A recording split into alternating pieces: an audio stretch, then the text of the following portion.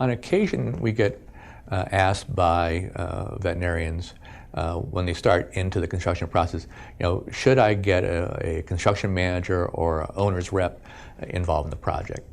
And that's a very good question. And I'll try to give you a quick answer if there is such a thing. First of all, let's describe what these people do. An owner's rep is there to help you make decisions, help you push paper through, help you understand the construction process. And there's a whole bunch about the construction process which is done the way it's always been done because it's been done that way. And it's historical, or it's traditional, or it's good luck or bad luck, whatever it may be. And an owner's rep can help you with that.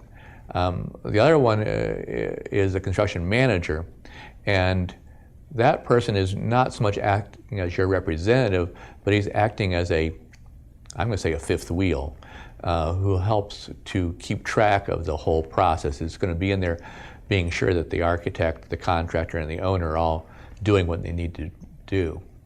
Having said that, I think these two people really do have a tendency to be fifth wheels. That's the problem with them. They seem like a great idea, but in truth, they're not. And you have to understand that I have my own selfish interests. I have my own agenda, but I'm trying to be as upfront with you as possible.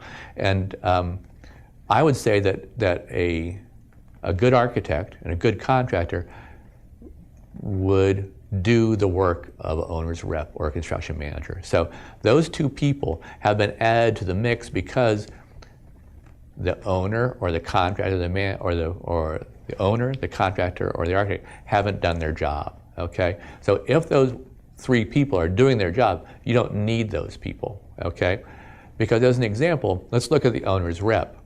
If the owner's rep is there to make decisions, that means that you're not making decisions. And do you really want to give away that right? Are you really going to give away your right to make decisions? Are you really going to be so overwhelmed with work that you're not going to be out there every day looking at the construction?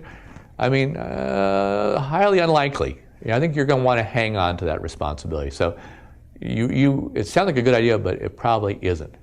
And then in terms of the construction manager, he is there to monitor, but by the mere fact that he's there, he's going to have a tendency to want to try to justify his existence.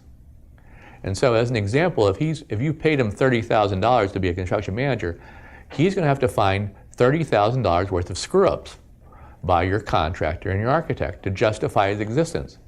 And in truth, he might, and this might be a good situation, but what has he stirred up in the process? So I would ask you to think about it and not say that this is inherently a good or a bad process, but understand that once again, what are the roles the individuals bring to the project in the first place, and are you creating redundancy? And through redundancy, are you creating situations where you could have more conflict than you might have otherwise? So think about this, and if you still get to the bottom line you want it, then do it. But take a second to think about it first.